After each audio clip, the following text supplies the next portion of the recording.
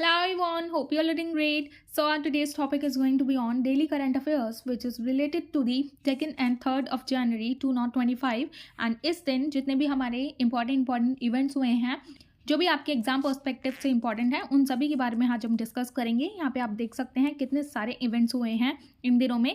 Okay, तो ये जितने भी इवेंट्स हैं हम डिस्कस करेंगे with the help of question and answers. So without any further ado let's start with the topic. So first question is Shendurni wildlife sanctuary is located in which state. तो Shendurni wildlife century कौन सी state में located है? So correct answer is Kerala. यहाँ पे आप देख सकते हैं, आगे हम और डिटेल में जानेंगे मैप के थ्रू। तो रिसेंटली अभी एक 4-day फॉनल सर्वे हुआ है एट शेंदूरनी वाइल्ड लाइफ सेंचुरी में, जो कि एनरिच्ड है अपनी बायोडाइवर्सिटी रिकॉर्ड के लिए। ओके, तो यहाँ पे आप सोच रहे होंगे ये फॉनल सर्वे क्या होता है। तो सबसे पहले हम ये डाउट क्लियर कर लेते हैं। तो यहाँ पे मैंने लिखा हुआ है ऑलरेडी, ये एक स्टडी होती है जो कि इन्वॉल्व करती है observing and identifying animal species in a specific area to gain biological and ecological insight. तो जो भी बायोलॉजिकल रिलेटेड इंसाइट जानने हैं, सर्वे लेना है, तो ये फॉनल सर्वे के थ्रू किया जाता है एंड इसके अंडर ऑब्जर्व किया जाता है कि कितनी एनिमल स्पीशीज़ हैं स्पेसिफिक एरिया में। ओके, तो ये सारी चीज़ें जानने के लिए ये फॉनल सर्वे ये अभी कंडक्ट कराया गया है शेंदूरनी वाइल्ड लाइफ सेंचुरी में which is in Kerala. Okay, तो यहाँ पे हम इसके लोकेशन के बारे में जान लेते हैं। ये लोकेटेड है कोलम, केरला में, इन सदर्न वेस्टर्न घाट में। ओके, एंड ये कवर करती है टोटल 172 स्क्वायर किलोमीटर एरिया को एंड ये पार्ट है अगस्त्यमलाई बायोस्फीयर रिजर्व का। ओके, ये पॉइंट भी आपके एग्जाम पर्सपेक्टिव से इंपॉर्टेंट हो जाता है। ये जो है शेंदूरनी वाइल्ड लाइफ सेंचुरी ये पार्ट है अगस्त्यमलाई बायोस्फीयर रिजर्व का। ओके, एंड यहाँ पे जो टेराइन पाई जाती है वो मोस्टली यहाँ पे hilly with ravines featuring rich biodiversity. And ये जो सेंचुरी है इसके अंदर कौन कौन सी रिवर पाई जाती है, कौन कौन सी रिवर फ्लो करती है, तो यहाँ पे आप देख लीजिए। तो इनके नेम्स हैं शेंदूरनी रिवर, काजुथुरुपथे एंड कुलाथुपुझा।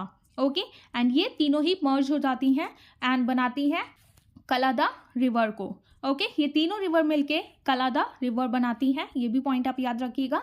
ओके, तो यहाँ पे आप देख सकते हैं ये केरला का मैप है। यहाँ पे इस पोर्शन में ये जो है ये वाइल्ड लाइफ सेंचुरी पाई जाती है एंड यहाँ पे ये कालादा रिजर्वॉयर है, यहीं पे ये सेंचुरी पाई जाती है। ओके, आगे हम देख लेते हैं और डिटेल में। तो इस मैप पे आपको और क्लियर दिख जाएगा। तो ये केरला का मैप है जैसा आपको दिख रहा होगा एंड यहाँ पे ये साउथ वेस्टर्न घाट में ये शेंदूरनी वाइल्ड लाइफ सेंचुरी है। ओके, यहाँ पे आप सारी वाइल्ड लाइफ सेंचुरीज के नेम देख सकते हैं which is related to the Kerala. Now next question is what is INS Surat that was recently seen in news। तो ये INS सूरत आखिर है क्या? तो correct answer is stealth destroyer. यहाँ पे आप देख सकते हैं ये एक स्टेल्थ डिस्ट्रॉयर है। स्टेल्थ डिस्ट्रॉयर आखिर होता क्या है? ये एक शिप है जो कि यूज़ करती है स्टेल्थ टेक्नोलॉजी को। तो इस टेक्नोलॉजी को यूज़ करने के बाद इसे डिटेक्ट करना बहुत ही मुश्किल हो जाता है रेडार से या फिर सोनार, इंफ्रारेड या फिर विजुअल से। ओके, तो ये सारी चीज़ों से ये इसको छुपाया जा सकता है इस टेक्नोलॉजी के द्वारा, स्टेल्थ टेक्नोलॉजी। तो इसीलिए ये जो है ये INS सूरत न्यूज़ में था। यहाँ पे हम देख लेते हैं और डिटेल में। ऑन 15 जनवरी 2025 हमारी जो इंडियन नेवी है उसने कमीशन किया था 3 मेजर कॉम्बैट्स को। These are INS Nilgiri, INS Surat, INS Vaghsheer. Okay, तो जिसमें से ये जो INS सूरत है ये 4th and the final ship है of the project 15B Visakhapatnam class stealth destroyer. Okay, इसीलिए ये न्यूज़ में रहा है। ये अभी कमीशन किया गया था हमारी इंडियन नेवी के द्वारा INS सूरत को एंड इसको डिज़ाइन किया गया है INS सूरत को by the Indian navy's warship design bureau and इसको बनाया गया है by Mazagon dock limited company ने। एंड इसके अंडर टोटल 72% इंडिजिनस कंटेंट है, मतलब ओरिजिनली हमारे इंडिया ने वो कंटेंट को बनाया है and India's first AI enabled worship है ये। ओके, तो इसके अंडर AI भी एनेबल्ड है। ये जो शिप है इसकी डिस्प्लेसमेंट कैपेसिटी है 7400 टन्स एंड ये 163 मीटर लॉन्ग है एंड ये रीच कर सकती है up to 60 kilometre per hour इसकी स्पीड जा सकती है। ओके, एंड यहाँ पे जो डिस्प्लेसमेंट का मतलब है the action of moving something from its place और पोजीशन। ओके, एक जगह से दूसरे जगह में कोई चीज़ ले जानी हो तो ये इतने टन्स को ये ले जा सकती है शिप, 7400 टन्स को। ओके, एंड इसकी जो रेंज है वो हो जाती है 15,000 किलोमीटर एंड ये इक्विप्ड है with BrahMos missiles, Barak 1 missiles and advance anti submarine weapons. तो इसके अंडर ये लॉन्च हैं ये सारी चीज़ें, ये वेपन्स। ओके, तो ये सारी चीज़ें आप याद रखिएगा which are related to the INS Surat. तो यहाँ पे आप देख सकते हैं INS सूरत ये शिप है, ये 4th project 15B indigenous destroyer है। Okay, now next question is which union ministry is associated with the nutrient based subsidy which is abbreviated as NBS scheme। तो यहाँ पे आपको लग रहा होगा ये मिनिस्ट्री ऑफ एग्रीकल्चर से रिलेटेड होगी, but no, a correct answer is ministry of chemical and fertilisers. Okay, तो यहाँ पे हम डिटेल में देख लेते हैं इसके बारे में, ये न्यूज़ में क्यों रहा था। तो हमारी जो यूनियन कैबिनेट है उसने एक्सटेंड किया है one time special package for di ammonium phosphate under the nutrient based subsidy scheme. तो यूनियन कैबिनेट ने एक्सटेंड किया है एक टाइम का special package for the di ammonium phosphate.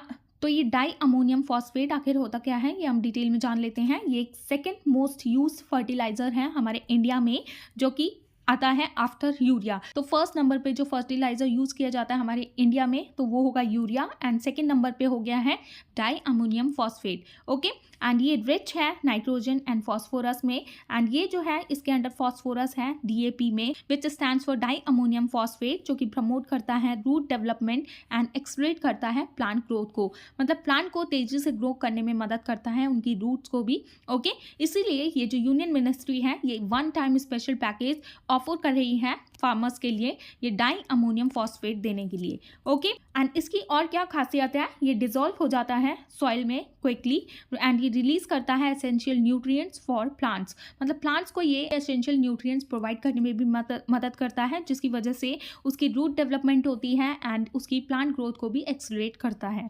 Okay, and ये जो NBS स्कीम है ये प्रोवाइड करती है subsidies based on nutrient content to ensure affordable fertilisers for farmers. Okay, जैसे कि मैंने बताया है ये वन टाइम स्पेशल पैकेज दिया जाएगा फार्मर्स को। ओके, इसको यूज़ करने के लिए, एंड ये जो स्कीम है ये प्रमोट करेगी balance fertilisations, soil health and sustainable agriculture. तो ये जो है ये NBS स्कीम बहुत ही ज़्यादा इंपॉर्टेंट हो जाती है, एंड ये जो न्यूट्रिएंट बेस्ड सब्सिडी है इसको राबी सीजन के टाइम में यूज़ किया जाएगा फार्मर्स के द्वारा। Okay, so just remember all these points. Now next question is which state is the host of National SARS Mela 2025?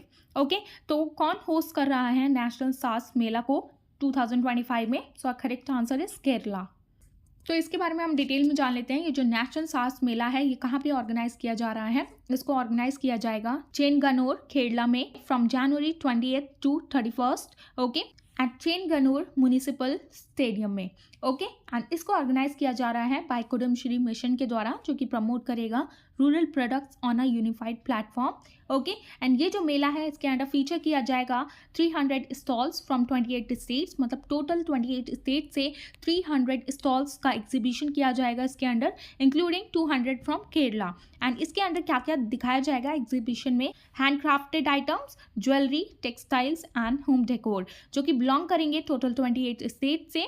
Okay, and ये प्रोवाइड करेगा self help groups, neighbourhood groups and artisans a platform to reach urban markets. Okay, तो ये इन सब की मदद करेगा, self help group की, neighbourhood groups की एंड आर्टिशियंस की, उनको एक प्लेटफॉर्म प्रोवाइड किया जाएगा ताकि जो उनके प्रोडक्ट्स हैं, हैंडीक्राफ्ट प्रोडक्ट्स हैं, वो रीच आउट हो सकें अर्बन मार्केट में भी, जिसकी वजह से उनकी सेल में भी इंक्रीमेंट हो। Okay, so just remember all these points. Now next question is Meerkat radio telescope which was seen in news is located in which country? तो Meerkat एक रेडियो टेलीस्कोप है, तो इसको कौन सी कंट्री में देखा गया है रिसेंटली? तो यहाँ पे आप देख सकते हैं। सो correct answer is south Africa. तो ये न्यूज़ में क्यों रहा है? तो ये जो मीरकैट एक रेडियो टेलीस्कोप है, ओरिजिनली इसका नेम है the Karoo array telescope. Okay, and ये लोकेटेड है Northern Cape province of South Africa में, एंड ये largest and the most sensitive radio telescope है ऑल ओवर वर्ल्ड में। ओके, पूरे वर्ल्ड में ये largest and the most sensitive radio telescope है, एंड इसको यूज़ किया जाता है for the radio signals from space to study the evolution of the universe and everything it contains. मतलब कि जो भी यूनिवर्स में हो रहा है, हलचल हो रही है, जो भी एक्टिविटीज़ हो रही हैं, तो ये उस पर नज़र रखेगा with the help of radio signals. Okay, and इसको किसने एम्प्लॉयड किया है इस रेडियो टेलीस्कोप को? ये एक इंटरनेशनल टीम है of astronomers who has employed the MeerKAT radio telescope to investigate giant radio galaxies in the field of the cosmological evolution survey. Okay, तो ये सारी चीज़ें आप याद रखिएगा related to MeerKAT radio telescope, and ये largest and the most sensitive radio telescope है in the world. Okay, now next question is which state won the Santosh trophy national football championship title recently. तो Santosh trophy national football championship recently title किसने जीता है? So correct answer is West Bengal. तो यहाँ पे आप देख सकते हैं, तो इसके बारे में हम डिटेल में जान लेते हैं। तो ये जो टाइटल जीता गया है, ये डिफीट किया गया है इसके अंडर केरला को, किसके द्वारा? वेस्ट बंगाल के द्वारा, with 1-0 win in the final of 78th edition. तो ये जो Santosh trophy national football championship हुआ था, ये 78th एडिशन का है, ये भी आप याद रखिएगा। एंड जो फाइनल मैच हुआ था वो हुआ था 31 दिसंबर 2024 में एट GMC Bal Yogi stadium which is in Hyderabad, Telangana. Okay, and ये जो संतोष ट्रॉफी है, ये एक premier state level football tournament है मेन के लिए हमारे इंडिया में, जिसको ऑर्गेनाइज करती है by all India football federation. Okay, तो ये चीज़ भी आप याद रखिएगा। एंड ये जो था, ये 78th एडिशन था जो कि होस्ट किया गया था by the Telangana football association from 14th to 31st December 2024 in Hyderabad. Okay, so just remember all these points. Now next question is Business Ready, which is abbreviated as Be Ready, is the flagship report of which organization? तो ये जो flagship report है Business Ready, ये किस organization ने निकाली है? So our correct answer is World Bank. Okay, तो रिसेंटली अभी वर्ल्ड बैंक ने लॉन्च किया है इसको, बिजनेस रेडी रिपोर्ट को, इन द ईयर 2024 में। एंड इस रिपोर्ट ने किसको रिप्लेस किया है? Ease of doing business report को। आपने कई बार इसको न्यूज़ में देखा होगा, ease of doing business report के बारे में, इसकी रैंकिंग के बारे में पढ़ा होगा, बट इसको रिप्लेस कर दिया गया है किससे? बाय दी बिजनेस रेडी से। ओके, ये बहुत ही ज़्यादा इंपॉर्टेंट न्यूज़ हो जाती है हमारे एग्जाम पर्सपेक्टिव से भी। एंड ये जो ease of doing business report थी, इसको पॉज कर दिया गया था 2020 में due to the data manipulation issues. तो इसके अंदर देखा जा रहा था कि डेटा की मैनिपुलेटिंग हो रही है, इधर उधर छेड़छाड़ की जा रही है, इसीलिए इसको रोक दिया गया था, इस रिपोर्ट को, ease of doing business report को, इन द ईयर 2020 में। ओके, एंड कुछ कंसर्न्स भी देखे जा रहे थे related to integrity of certain rankings leading to an independent review and methodology changes. तो ये इंडिपेंडेंटली वर्क करे, ट्रांसपेरेंसी रहे इसके अंडर, एंड कोई भी डेटा के साथ कोई भी छेड़छाड़ नहीं की जाए, इसीलिए वर्ल्ड बैंक ने ये न्यू रिपोर्ट लॉन्च की है, बिजनेस रेडी, किसको रिप्लेस करके? ईज ऑफ डूइंग बिजनेस को। तो ये जो न्यूज़ है, ये बहुत ही ज़्यादा इंपॉर्टेंट हो जाती है हमारे एग्जाम पर्सपेक्टिव से भी। Okay, so just remember all these points. तो यहाँ पे आप देख सकते हैं, ये जो बी रेडी रिपोर्ट है, इसके 10 कोर टॉपिक कवर करेगी ये इसके under. So these are business entry, business location, utility service, labour, financial services, international trade, taxation, dispute resolution, market competition and business insolvency. तो ये जो बी रेडी रिपोर्ट है, इसके अंडर ये सारे टॉपिक्स कवर किए जाएंगे, इन पर देखा जाएगा, इन पर फोकस किया जाएगा। ओके, एंड बी रेडी के कुछ पिलर्स भी हैं, तो यहाँ पे टोटल 3 पिलर्स हैं बी रेडी के। ओके, तो यहाँ पे आप देख सकते हैं, pillar 1 which is related to the regulatory framework, pillar 2 which is related to this public service, and the third one is related to the operational efficiency। तो इनके बारे में आप डिटेल में जान सकते हैं, नीचे सारी चीज़ें डिटेल में दी गई हैं, you can read it. Okay, and यहाँ पे आप देख सकते हैं बी रेडी डेटा, इसके अंडर क्या क्या चीज़ें रहेंगी। सबसे पहले तो इसके अंडर फर्म फ्लेक्सिबिलिटी रहेगी एंड सोशल बेनिफिट्स रहेंगे। And each topic has the following data structure. These are business entry, business location, utility services, labor, financial services, international trade, taxation, dispute resolution, market competition, business solvency। इन सारे topics को मद्देनजर रखते हुए ही ये जो है report launch की जाएगी। ओके, इन सारे टॉपिक्स के बेसिस पर। Okay, so just remember all these points. Now this is going to be the last slide. A question is, which organization has launched the quantum processor Willow? तो ये Willow है, ये किस organisation ने launch किया है? So our correct answer is Google. यहाँ पे आप देख सकते हैं Google Willow, this is a quantum chip. इसके बारे में हम डिटेल में जान लेते हैं। ये Willow इंक्लूड करती है एडवांस कंपोनेंट्स को, like single and 2 qubits gates, qubits reset and read out, all integrated to ensure seamless performance. Okay, ये जो चिप है, ये सॉल्व करेगी कॉम्प्लेक्स प्रॉब्लम्स को सिर्फ 5 मिनट्स में। जो टास्क क्लासिकल कंप्यूटर में लॉन्गर टाइम लेता है, तो इस चिप की वजह से वो चीज़, वो प्रॉब्लम, कॉम्प्लेक्स प्रॉब्लम कोई भी 5 मिनट्स में सॉल्व हो सकती है।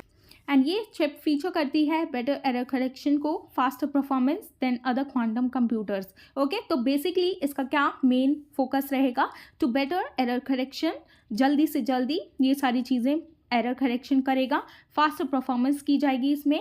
And the coherence time of Willow's qubits is around 10 microseconds. तो ये 10 माइक्रोसेकेंड्स में सारी चीज़ों को सॉल्व कर देगी, improve by error correction and ये विलोज आर्किटेक्चर एनेबल करता है lower error rates with more qubits. Okay, तो मेनली ये जल्द से जल्द किसी भी सॉल्यूशन को प्रोवाइड करेगा, सॉल्व करेगा किसी भी कॉम्प्लेक्स प्रॉब्लम्स को with in just 5 minutes. Okay, so just remember all these points. तो यहाँ पे आप देख सकते हैं। ओके, तो ये गूगल विलो है क्वांटम चिप। तो ये सारे पॉइंट्स आप याद रखिएगा, सारे questions. Okay, so this is the end of topic and I hope you have found this video informative, and if you found this video informative, please give it a thumbs up, and for more informative videos please like, share and subscribe to my channel, which is Shivi Study Education. And thanks for watching. Bye bye, take care. Also the next one.